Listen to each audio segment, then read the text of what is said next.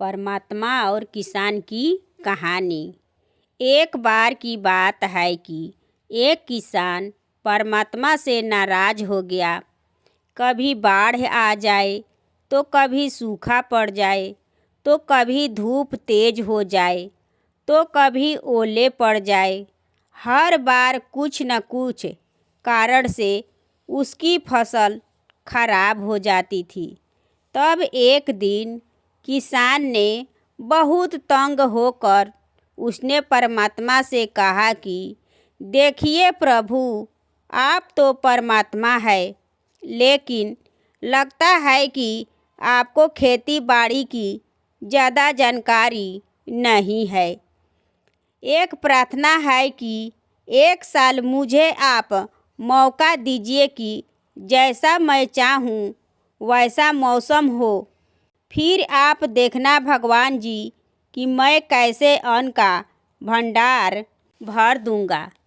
तब परमात्मा ने मुस्कुराए और कहे कि ठीक है, जैसा तुम कहोगे वैसा ही मौसम दूंगा, मैं दखल नहीं करूंगा। तब किसान ने गेहूं की फसल को बोई और धूप चाही तब धूप मिली, और जब पानी चाहा तब पानी मिला, और जब तेज धूप ओले बाढ़ आंधी तो उसने आने ही नहीं दिया। समय के साथ फसल बढ़ी और किसान की खुशी भी, क्योंकि ऐसी फसल तो आज तक नहीं हुई थी। किसान ने मन ही मन सोचा कि अब परमात्मा को पता चलेगा कि फसल कैसे करते हैं।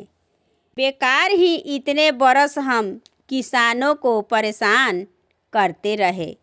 फसल काटने का समय भी आया और किसान बड़े गर्व से फसल काटने लगा।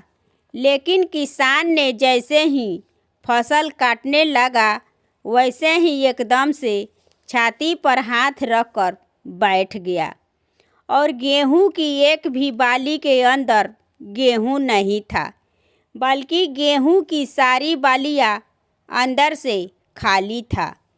तब किसान ने बड़ा दुखी होकर उसने परमात्मा से कहा कि हे प्रभु, ये आपने क्या किए? तब परमात्मा ने बोले कि ये तो होना ही था। तुमने पौधों के संघर्ष का जरा सा भी मौका नहीं दिया, ना तेज धूप में पौधों को तपने दिया और न आंधी ओलों से जूझने दिया। उनको किसी प्रकार की चुनौती का एहसास जरा भी होने नहीं दिया। इसलिए सभी पौधे खोखले ही हो गए। जब आंधी आती है, तेज बारिश होती है, ओले गिरते हैं, तो पौधा अपने बल से ही खड़ा रहता है और वे अपना अस्तित्व बचाने का संघर्ष करता है। और इस संघर्ष से जो बल पैदा होता है वो ही उसे शक्ति देता है, ऊर्जा देता है, उसकी जीवटता को उभारता है। सोने के कुंदन भी बनने के लिए आग में तपने और हथौड़ी से पीटने गलने जैसी चुनौतियों से गुजरना पड़ता है, तभी उसकी स्वर्णिम आभा उभरती है और उसे अनमोल बनाती है। उसी तरह जिंदगी में भी अगर संघर्ष ना हो, तो चुनौती ना हो, आदमी खोखला हो जाता है। उसके अंदर कोई भी गुण नहीं आ पाता। ये तो चुनौतियों का ही जो आदमी रूपी तलवार को धार देती है और उसे सशक्त और प्रखर बनाती है। अगर प्रतिभाशाली बनना है तो चुनौतियों को स्वीकार करनी ही पड़ेगी, अन्यथा हम खोखले ही रह जाएंगे। अगर जिंदगी में प्रखर बनना है तो प्रतिभाशाली बनना है, संघर्ष और चुनौतियों का सामना तो करना ही पड़ता है। ये है परमात्मा और किसान की कहानी।